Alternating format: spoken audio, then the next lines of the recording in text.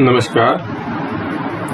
BSc second year के last video के अंदर कोऑर्डिनेशन कंपाउंड की नॉमेनकल्चर के कुछ सामान्य नियम और लिगेंड के नामकरण के कुछ नियमों के ऊपर डिस्कस किया था।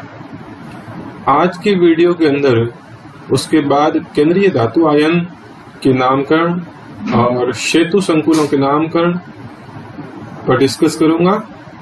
तो सबसे पहले है केंद्रीय धातु आयन का नामकरण, जिसमें पहले प्रकार का है जब संकुल उदासीन या धनायन हो, यानी संकुल के ऊपर कोई आवेश नहीं हो। जैसे यहाँ पे ये दिख रहा है जिसके ऊपर कोई आवेश नहीं है तो उदासीन है, या संकुल के ऊपर धनावेश आया हुआ है यानी धनायन है। तो उस कंडीशन के अंदर इन दोनों स्थितियों में केंद्रीय धातु आयन के नाम में कोई परिवर्तित नहीं होता है। जैसे यहाँ पे पेंटा कार्बोनिल आयरन, तो यहाँ पर इसके उदासीन है ये संकुल आयन, तो यहाँ पर धातु आयन आयरन के नाम में कोई परिवर्तन नहीं हो रहा है। इसी प्रकार यदि धनायन है जैसे इस संकुल के अंदर, तो इसका नाम हेक्सा एमीन कोबाल्ट, धातु आयन कोबाल्ट के नाम में कोई परिवर्तन नहीं हुआ है। सेकंड टाइप है जब संकुल ऋणायन हो, यानी कॉम्प्लेक्स आयन है उसके ऊपर ऋणावेश आया हुआ है, तो उस कंडीशन के अंदर केंद्रीय धातु आयन के नाम के पीछे 8 सफिक्स लगाया जाता है। अनुलग्न के रूप में यहाँ पे 8 का उपयोग होता है। जैसे यहाँ पे ये एग्जाम्पल टेंट्रासाइनो निकलेट, निकल्स निकलेट हो गया। 8 पीछे केंद्रीय धातु आयन के पीछे 8 अनुलग्न लग गया है। नेक्स्ट, जब संकुल में धनायन व ऋणायन दोनों ही संकुल हो, या धनायन और ऋणायन दोनों संकुल के रूप में है, तो इस स्थिति में पहले धनायन संकुल का नामकरण किया जाता है जिसमें धातु का नाम अपरिवर्तित रहता है। इसके बाद ऋणायन संकुल का नामकरण करते हैं जिसमें धातु नाम के पीछे 8 अनुलग्न लगाया जाता है। जैसे एग्जाम्पल ये इसमें आप देख रहे हैं कि यहाँ पे ये इसका धनायन और ये इसका ऋणायन, इन दोनों संकुल के रूप में है, तो पहले यहाँ धनायन का नामकरण किया जाएगा, फिर इस ऋणायन का नामकरण किया जाता है। धनायन का नामकरण करने के लिए यहाँ पे टेंट्राएमीन प्लेटिनम, टेंट्राएमीन प्लेटिनम हो गया। प्लेटिनम के नाम के पीछे कोई परिवर्तन नहीं हुआ है। सेकंड, यहाँ पे इसकी ऑक्सीडेशन स्टेट है। इसके बाद में टेंट्राक्लोरो प्लेटिनेट। अब इसके यहाँ पे ऋणायन है तो ऋणायन के नाम के पीछे 8 अनुलग्न के रूप में 8 लग गया, प्लेटिनेट हो गया, टेट्राक्लोरो प्लेटिनेट। तो इस प्रकार के ये केंद्रीय धातु आयनों का नामकरण किस प्रकार से किया जा रहा था, इसके बारे में डिस्कस। नेक्स्ट है सेतु संकुलों का नामकरण, नॉमेनकल्चर ऑफ ब्रिजिंग कॉम्प्लेक्स।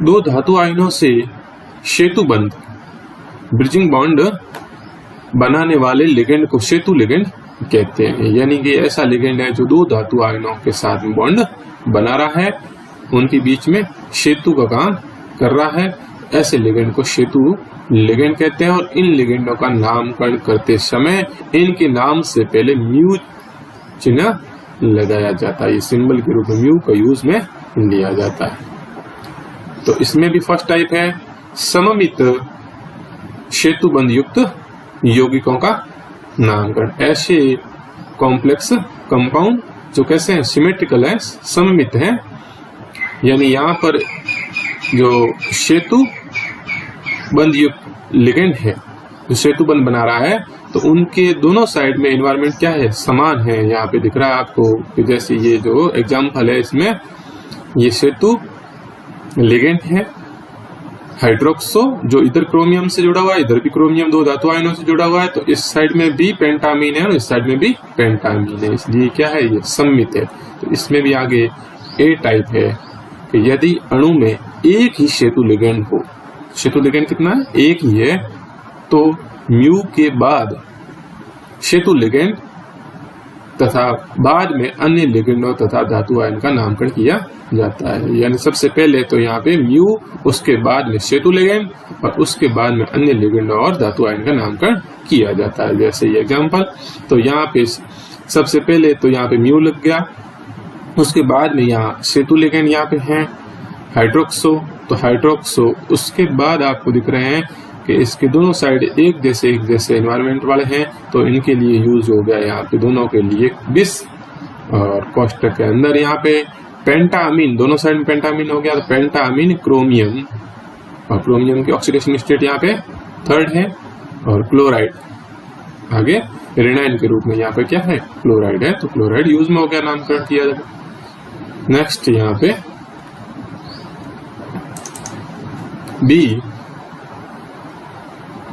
जब एक से अधिक समान सेतु लिगेंड हो, यानी सेतु लिगेंड एक से अधिक है और वो भी समान है, तो उस कंडीशन में म्यू से पहले सेतु लिगेंड की संख्या दर्शाने वाले पूर्व लग्न यानी डाई ट्राई का उपयोग किया जाता है। जैसे इस कॉम्प्लेक्स में देख रहे हैं आप, तो यहाँ सेतु लिगेंड 2 है, एक क्लोरो ये रहा, एक क्लोरो ये रहा, और दोनों समान है, तो इस कंडीशन के अंदर यहाँ म्यू से पहले इनकी संख्या दर्शाने के लिए डाई या ट्राई का उपयोग किया जाएगा। तो यहाँ पे 2 है, तो इसलिए डाई का उपयोग किया गया, डाई, फिर उसके बाद में म्यू और क्लोरो, यानी सेतु लिगेंड कौन है, क्लोरो है, जो इधर प्लेटिनम से बॉन्ड बना रहा है, इधर भी प्लेटिनम से बॉन्ड बना है, ये भी क्लोरो इधर प्लेटिनम से और इधर प्लेटिनम से। फिर उसके बाद में बिस के बाद में क्लोरो, दोनों साइड में क्लोरो है, क्लोरो, और कोष्टक के अंदर यहाँ ट्राइफेनिल फॉस्फिन यहाँ लिगेंड के रूप में है, ट्राइफेनिल फॉस्फिन, इधर भी ट्राइफेनिल फॉस्फिन, और प्लेटिनम ऑक्सीडेशन स्टेट 2nd। सी, सेतु लिगेंड के नाम में डाई ट्राई हो तो इनकी संख्या दर्शाने के लिए 20 और 30 पूर्व लग्न का उपयोग किया जाता है। यदि सेतु लिगेंड के अंदर भी डाई और ट्राई है, जैसे यहाँ पे सेतु लिगेंड ये पड़ा है, आपको दिख रहा है ट्राईमेथिल फॉस्फिन है, तो ट्राईमेथिल फॉस्फिन के अंदर यहाँ पे ट्राई पहले से आ गया, यानी कि सेतु लिगेंड के नाम के अंदर ही ट्राई का उपयोग हो गया है, तो इसलिए इनकी संख्या दर्शाने के लिए 20 और 30 का उपयोग किया जाता है। यहाँ पे 2 हैं इस प्रकार के लिगेंड सेतु लिगेंड, तो 20 का उपयोग किया जाएगा, 20। उसके बाद कोष्टक में म्यू ट्राई मेथिल फॉस्फिन, यहाँ पे सेतु लिगेंड क्या है, ट्राई मेथिल फॉस्फिन है, उसके बाद में 20 और 20 दोनों साइड में यहाँ पे मिलेगा आपके नाइट्रोसिल है, तो डाई नाइट्रोसिल, 20 के बाद में डाई नाइट्रोसिल, इधर भी डाई नाइट्रोसिल है, उधर भी डाई नाइट्रोसिल, आयरन और 0 ऑक्सीडेशन स्टेट, ये इसका एग्जाम्पल। नेक्स्ट यहाँ पे डी, एक सेतु लिगेंड 2 से अधिक धातु परमाणु से जुड़ा हुआ, यानी सेतु लिगेंड है वो 2 से अधिक धातु परमाणुओं से जुड़ा हुआ हो, तो उस कंडीशन के अंदर ये μ3 और μ4 आदि का उपयोग किया जाता है। जैसे एग्जाम्पल ये, इसमें आप दिख रहा है सेतु लिगेंड यहाँ पे जो धातु आयन 4 धातु आयनों से जुड़ा हुआ, यहाँ आपको दिख रहा है कि थायो है, जो सेतु लिगेंड थायो वो यहाँ पर 4 धातु आयनों से मरकरी से जुड़ा हुआ है। ये कोष्टक के बाद 4 है, इन 4 है, इसकी स्ट्रक्चर इस टाइप की बनती है, बीच में यहाँ पे सल्फर जो थायो लिगेंड है, उसके साथ में यहाँ पे चारों साइड में टेट्राहाइड्रल रूप में मेथिल मरकरी जुड़े हुए हैं, मरकरी से बॉन्ड बनाया हुआ है। इसका नाम करने से पहले μ4 आ गया, μ4 थायो टेंटा किस methyl mercury, ligand methyl mercury, और आगे 2nd इसके ऑक्सीडेशन स्टेट है, यहाँ पे आपको दिख रहा है मरकरी की, और आयन यहाँ पे यानी ऊपर धनावेश है, इसलिए आयन का उपयोग हो गया। 2nd यहाँ है असममित सेतुबंध युक्त यौगिकों का नामकरण। ऐसे यौगिक जो असममित है, पहले वाले कैसे थे, सममित थे, ये अनसिमेट्रिकल है।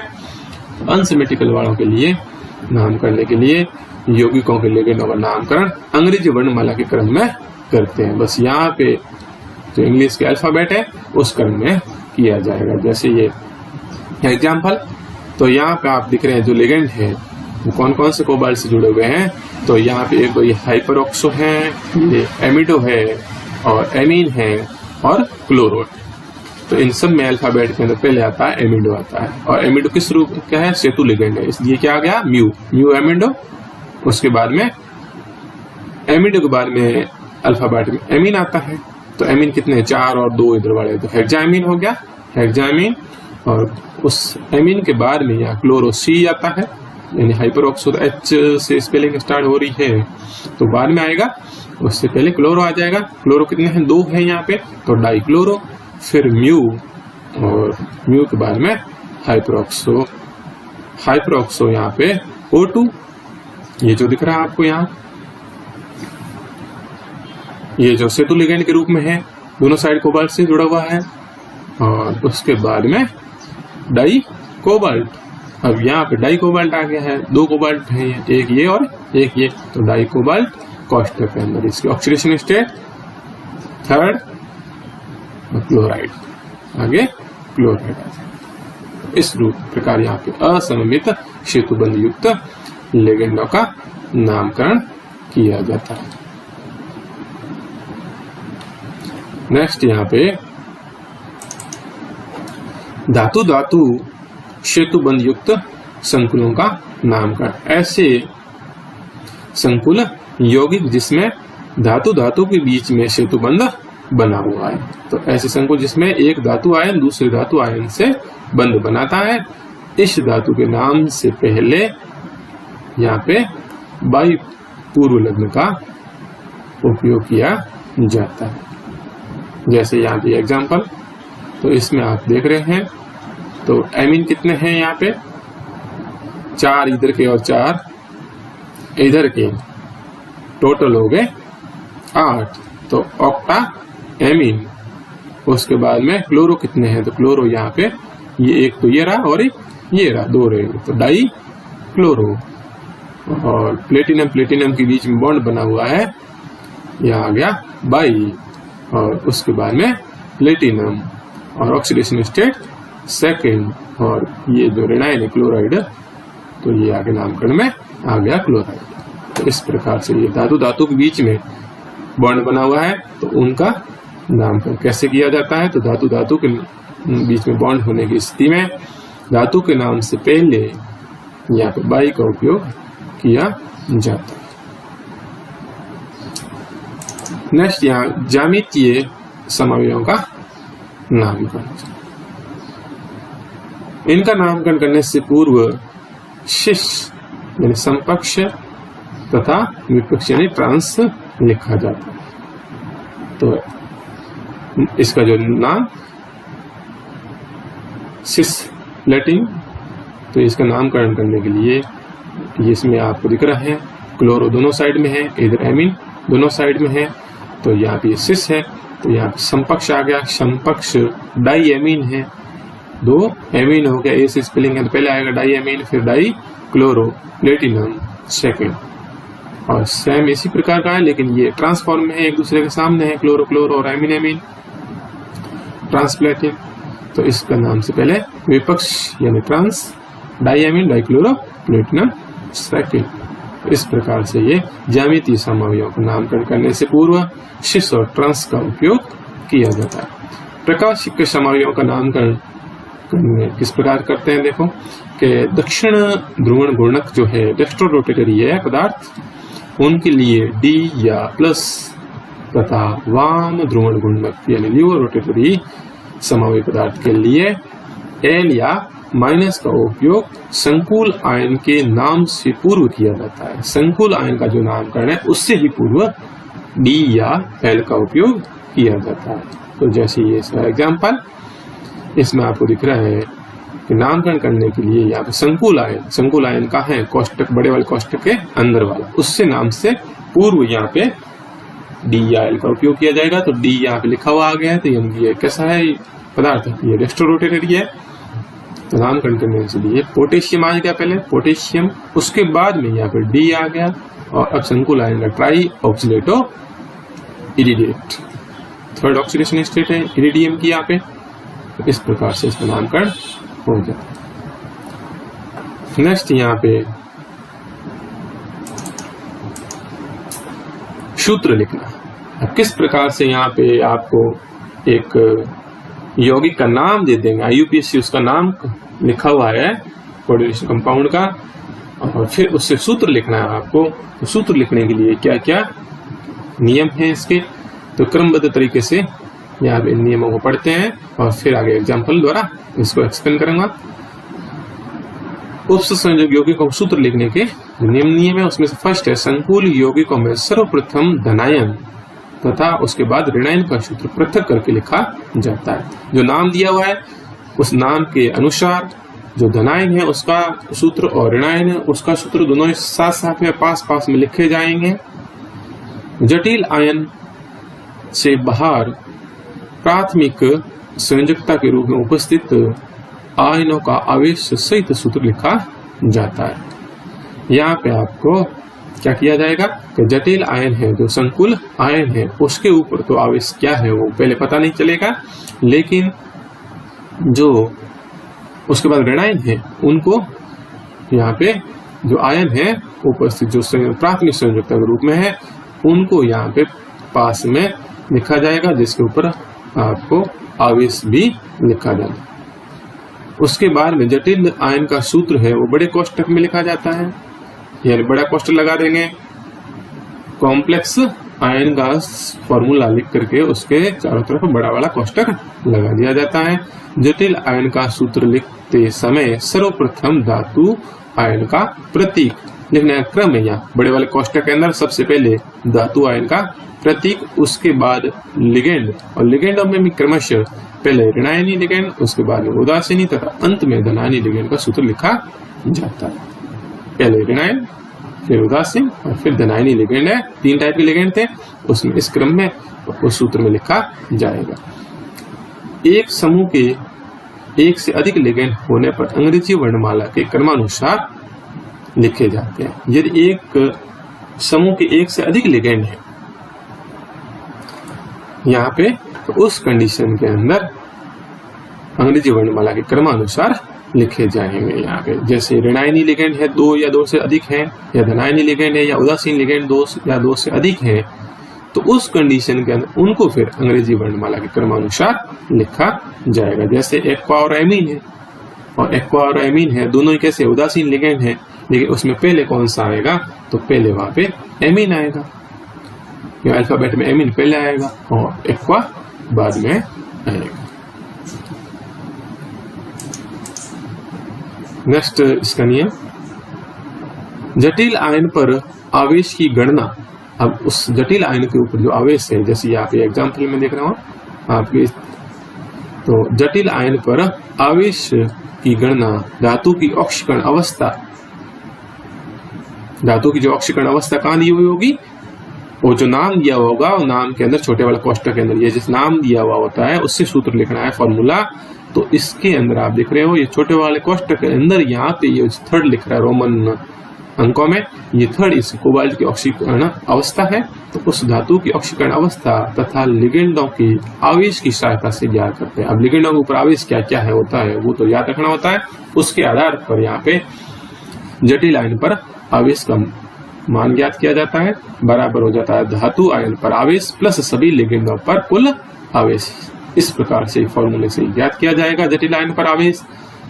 और उसके बाद में धनायन तथा ऋणायन को ऐसी पूर्ण संख्या से गुणा करते हैं कि यौगिक उदासीन हो जाए। ऐसी संख्या से उसे गुणा करते हैं कि यौगिक क्या हो जाए, उदासीन हो जाए, और तत्पश्चात सूत्र लिख दिया जाता है। जैसे फॉर्मूला जो आप एग्जाम्पल, टेंट्राएमीन एक्वा क्लोरो कोबाल्ट कोष्टक में थर्ड नाइट्रेट है यहाँ पे। तो यहाँ पे आपको पता चल रहा है कि ये तो संकुल आयन है और ये यहाँ प्राथमिक संयोजकता के रूप में नाइट्रेट है। अब इन दोनों को अलग अलग लिखा जाएगा, धनायन को अलग और ऋणायन को अलग।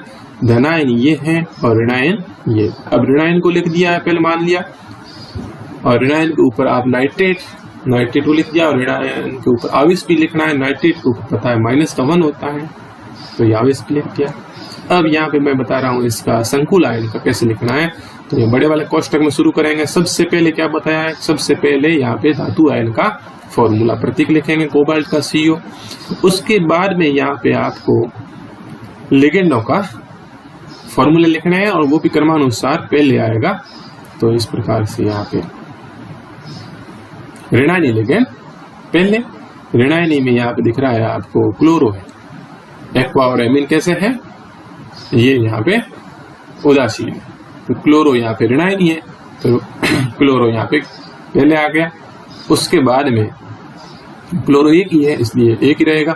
उसके बाद एमीन और एक्वा है। एमीन कितने हैं, एमीन और एक्वा में पहले कौन सा आएगा, मैंने पहले बताया था एमीन पहले आएगा, क्योंकि एमीन AM से स्पेलिंग है और AQ से एक्वा आएगा, तो Q वाला बाद में आता है, उस वजह से एमीन पहले है। तो टेंट्रा एमीन है, टेंट्रा एमीन क्लोरो के बाद में टेंट्रा एमीन और उसके बाद एक्वा कितने, एक ही है, एक्वा हो गया और कोष्टक को बंद कर दिया। और उसके ऊपर आवेश X प्लस, यानी है तो ये धनायन है लेकिन इसके ऊपर आवेश कितना है, तो वो X, और X का मान अपना ज्ञात करना है, यानी जटिल आयन के ऊपर आवेश कितना है उसको मान ज्ञात करना है। X का मान ज्ञात करने के लिए, यानी जटिल आयन का आवेश ज्ञात करने के लिए धातु आयन पर आवेश कितना है, +3 है, या फॉर्मूला या इसके नाम में लिखा हुआ है कोष्टक के अंदर थर्ड, तो +3, उसके बाद में प्लस। अब उसमें सभी लिगेंडों पर कुल आवेश, और लिगेंड कौन कौन से हैं, क्लोरो को आवेश होता है -1, तो ये आ गया -1, प्लस में आ गया -1। उसके बाद प्लस एमीन के ऊपर आवेश 0 है, कितने लिगेंड है, 4 है, तो 4 गुणा 0 हो गया, प्लस में प्लस एक्वा पे ऊपर भी आवेश 0 होता है, कितना लिगेंड है, 1 है, 1 गुणा 0, इसका मान भी 0 हो जाएगा, इसका मान भी 0 हो जाएगा। तो पीछे क्या रह जाएगा, +3 -1, तो प्लस के कितने रह गए, 2 रह गए, X बराबर +2, यानी कि इसके ऊपर संकुल आयन है, उसके ऊपर आवेश है वो 2+। तो अब इससे आपको पता लग गया, X का मान लिख दिया यहाँ पे, और X का मान लिखने के बाद इस प्रकार से बन गया। अब यहाँ पे ये तो यहाँ पे धनायन है और ये ऋणायन है, ऋणायन के ऊपर -1 है और धनायन के ऊपर +2 है। अब इनको क्या करना है, उदासीन करना है, और उदासीन करने के लिए यहाँ पूर्ण संख्या से गुणा किया जाएगा। यानी यहाँ पे धनायन के ऊपर तो 2+ है, इसका भी -2 कैसे होंगे, तो यहाँ पे ऋणायन को 2 से गुणा करेंगे, ऋणायन को 2 से गुणा करते हैं तो माइनस के भी 2 हो जाएंगे, तो बराबर उदासीन हो जाएगा, तो इसको 2 से गुणा कर देंगे और फॉर्मूला इस प्रकार से फॉर्मूला बन जाएगा ये। और यहाँ पे पहला धनायन लिख दिया और उसके बाद ऋणायन लिख करके इसको 2 से गुणा कर दिया। जैसे साधारण लवण का अपन फॉर्मूला लिखते हैं उसमें भी यही होता है, धनायन के ऊपर आवेश आया हुआ होता है वो ऋणायन की तरफ चला जाता है और ऋणायन के ऊपर आवेश आया हुआ है वो धनायन की तरफ चला जाता है। तो वैसे वैसे यहाँ पे हो रहा है, धनायन के ऊपर 2 है तो 2 इधर चले गए, इसके कोष्टक के बाद में 2 आ गए, इसके ऊपर 1 ही है, 1 यहाँ पे लिखा नहीं जाता।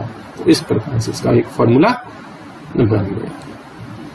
तो ये आज के क्लास के वीडियो में यहाँ पे कोऑर्डिनेशन कंपाउंड्स का नामकरण और उनका फॉर्मूला कैसे लिखता है, सूत्र कैसे लिखता है, उसके बारे में डिस्कस किया। नेक्स्ट क्लास में नेक्स्ट टॉपिक के ऊपर डिस्कस होगा। तब तक के लिए थैंक यू।